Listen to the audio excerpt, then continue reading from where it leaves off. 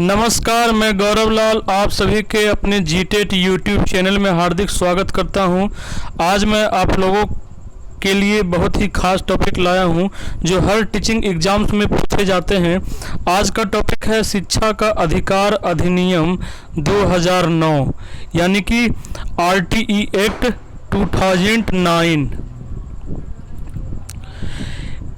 इस एक्ट में बेसिकली शिक्षा को बालक के मौलिक अधिकार के तौर पे लागू किया गया है, वो भी निःशुल्क एवं अनिवार्य, ताकि कोई भी बच्चा अशिक्षित नहीं रह पाए और एक अच्छे राष्ट्र का निर्माण हो पाए। तो देखते हैं इस अधिनियम के तहत क्या क्या बातें बताई गई है RTE एक्ट के अंदर। पहला पॉइंट है, शिक्षा के अधिकार अधिनियम 2009 के तहत 6 से 14 वर्ष की आयु के प्रत्येक बालक को प्रारंभिक शिक्षा होने तक किसी आसपास के विद्यालय में निःशुल्क एवं अनिवार्य शिक्षा का अधिकार होगा। यानी कि राज्य का और गार्जियन का भी फर्ज बनता है कि वो बालक को एलिमेंट्री स्कूल में, प्राइमरी स्कूल में जाके एडमिशन करवाएं, जिसके तहत शिक्षा के अधिकार अधिनियम के तहत 2009 के तहत 6 से 14 वर्ष की आयु के प्रत्येक बालक को, ध्यान दीजिएगा आयु है 6 से 14, ये प्रत्येक TET एग्ज़ाम में क्वेश्चन पूछा जाता है, ये ध्यान दीजिएगा।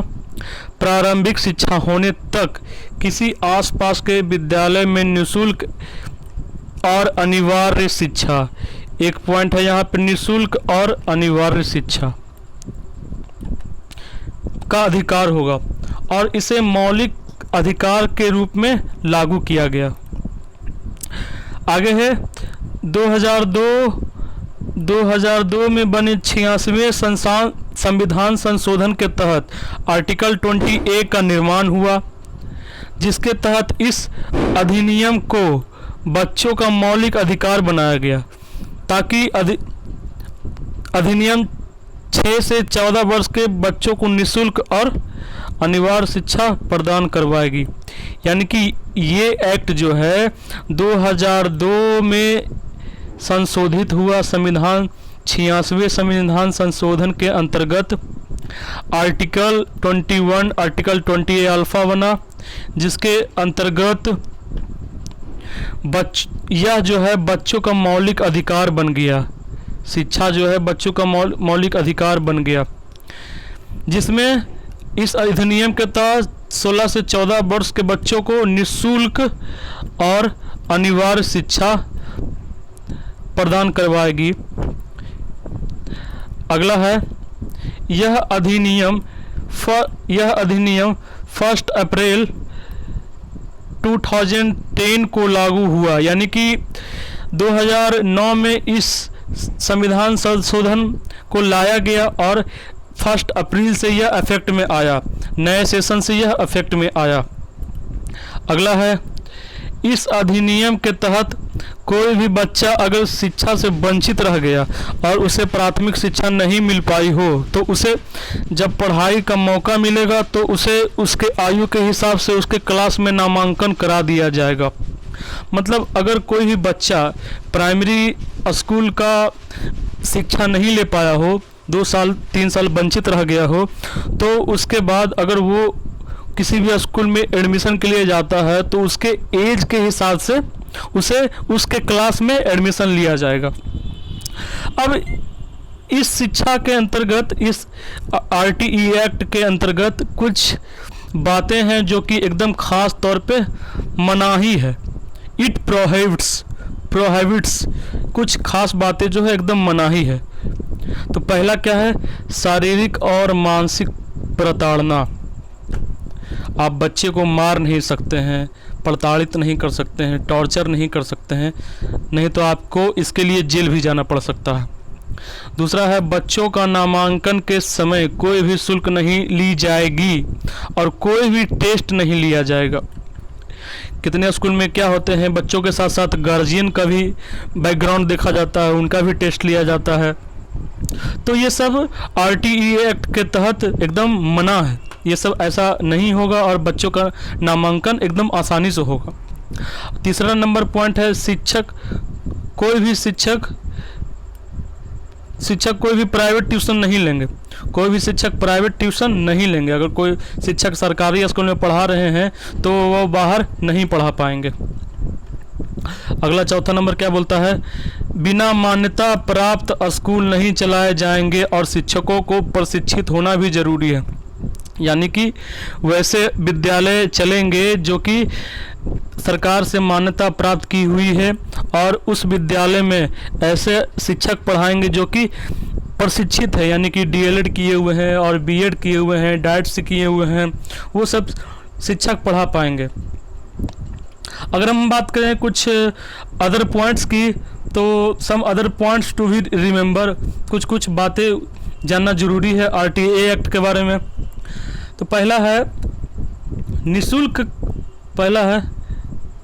निःशुल्क शिक्षा का मतलब है अगर कोई भी बच्चा स्कूल में नामांकन के लिए जाता है तो उससे कोई भी फी नहीं वसूला जाएगा। यहाँ फी के तौर पे कौन कौन सा आएगा, ट्यूशन फी, यूनिफॉर्म फी, बुक्स वगैरह, स्टडी मटेरियल्स, ये सब किसी भी चीज़ का पैसा नहीं लिया जाएगा। दूसरा है, दूसरे शब्दों में कहें तो यह अधिनियम कहता है कि बच्चे को निःशुल्क और अनिवार्य, ये जो खास शब्द है इस पे ज़रा गौर करिएगा, ये हमेशा आता है, इससे क्वेश्चन भी राइज किया जाता है टीईटी एग्जामों में। अनिवार्य और निःशुल्क और अनिवार्य शिक्षा के साथ साथ बिना भय और तनाव, एक यहाँ पे पॉइंट बनता है बिना भय और तनाव के।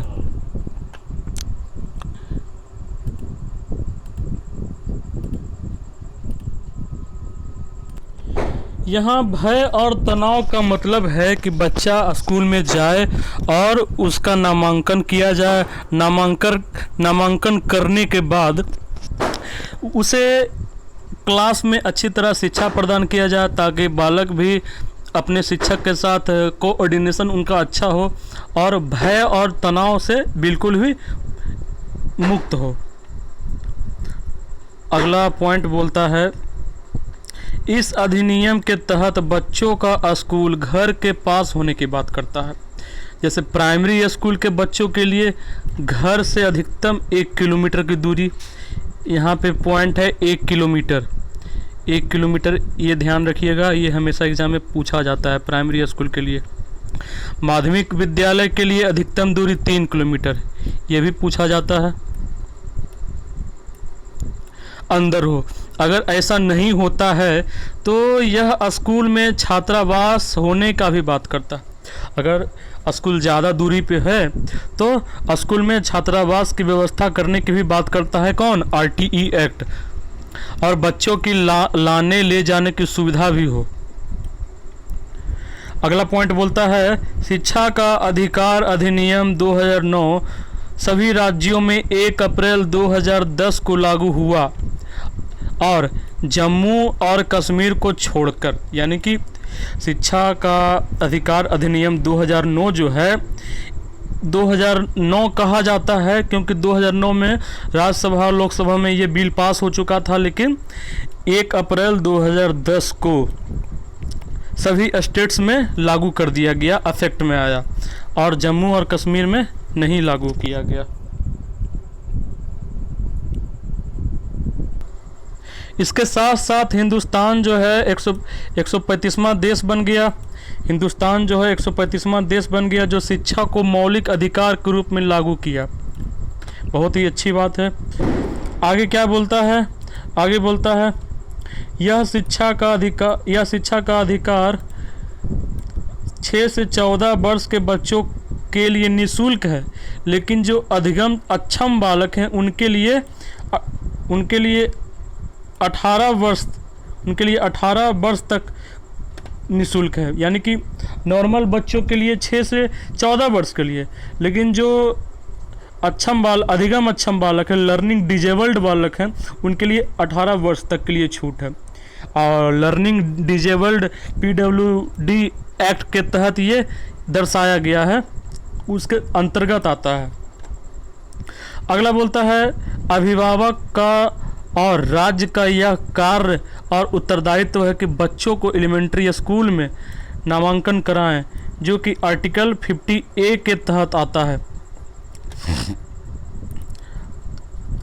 अगर हम बात करें नंबर ऑफ़ टीचर्स की प्राइमरी स्कूल में, नंबर ऑफ़ टीचर्स की प्राइमरी स्कूल में कि प्राथमिक विद्यालय में कितने बच्चे हों और कितने टीचर हो, उन सब का रेशियो के बारे में अगर हम बात करें तो RTE एक्ट क्या बोलता है, तो आगे देखते हैं।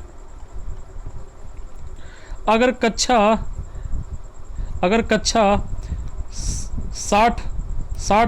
कक्षा में 60 बच्चे हों तो न्यूनतम 2 शिक्षक की आवश्यकता होगी। अगर कक्षा में 61 से 90 बच्चे हों तो 3 शिक्षक की ज़रूरत होगी। तीसरा है, अगर कक्षा में 91 से 120 तक बच्चे हों तो 4 शिक्षक की ज़रूरत होगी। और आगे क्या बोलता है, अगर 150 प्लस बच्चे होंगे तो 5 शिक्षक और 1 हेड मास्टर की ज़रूरत होगी। ये तो था प्राइमरी स्कूल के बारे में। शिक्षक और छात्र का रेशियो क्या होगा, कितना छात्र रहेगा तो कितना शिक्षक होंगे। अगर हम बात करें विद्यालय भवन का तो उसके बारे में RTE एक्ट क्या बोलता है। विद्यालय भवन बेहतर होनी चाहिए, पढ़ने का सुगम वातावरण होना चाहिए, प्रत्येक शिक्षक के लिए एक क्लासरूम हो और एक हेड मास्टर के लिए भी एक ऑफिस हो, यह बोलता है RTE एक्ट। लड़कों और लड़कियों के लिए अलग अलग शौचालय की व्यवस्था हो, एक बड़ा सा रसोई घर हो जहां बच्चों के लिए मिड डे मील बनाया जा सके। अगला बोलता है एक अच्छा सा और बड़ा सा खेल का मैदान हो। और लास्ट बोलता है साफ़ सुथरा और पर्याप्त मात्रा में पानी पीने की व्यवस्था हो। ये सब विद्यालय भवन के अंदर इतनी सब बातें होनी चाहिए RTE एक्ट के अंतर्गत। आगे बोलता है minimum number of working days, एक शिक्षक को कितना दिन काम करना पड़ेगा उसके बारे में है, कितना दिन काम करना पड़ेगा उसके बारे में।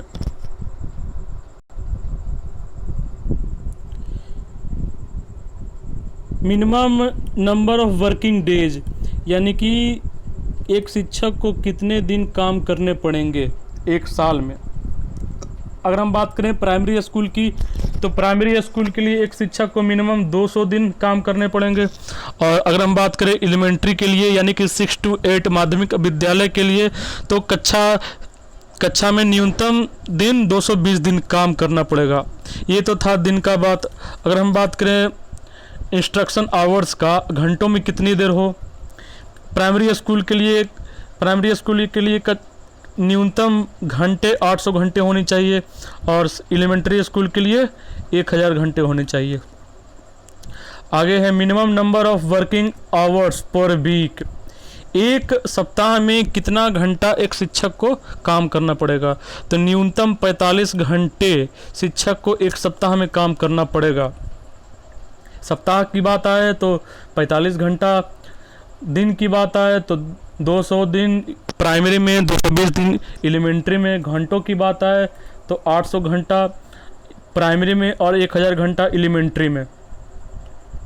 आगे है लाइब्रेरी के बारे में क्या बोलता है RTE एक्ट। लाइब्रेरी के बारे में क्या बोलता है RTE एक्ट। प्रत्येक विद्यालय में एक बड़ी और अच्छी पुस्तकालय हो जहां बच्चों के लिए न्यूज़पेपर, मैगजीन, बुक्स पर्याप्त मात्रा में मौजूद हो। ये सब बातें, ये सब चीज़ें होनी चाहिए एक अच्छे लाइब्रेरी में। आगे है play material, games and sports equipments. प्रत्येक क्लास की ज़रूरत के हिसाब से खेलने का वस्तु मौजूद हो एक विद्यालय में। यानी कि अगर कक्षा में 30 बच्चे हैं तो 30 बच्चों के हिसाब से इक्विपमेंट्स होना चाहिए ताकि प्रत्येक बच्चे को मौका मिले खेलने का, ताकि सभी बच्चों का शारीरिक और मानसिक विकास अच्छे ढंग से हो पाए। तो आज के लिए इतना ही था। ठीक है, बहुत बहुत धन्यवाद।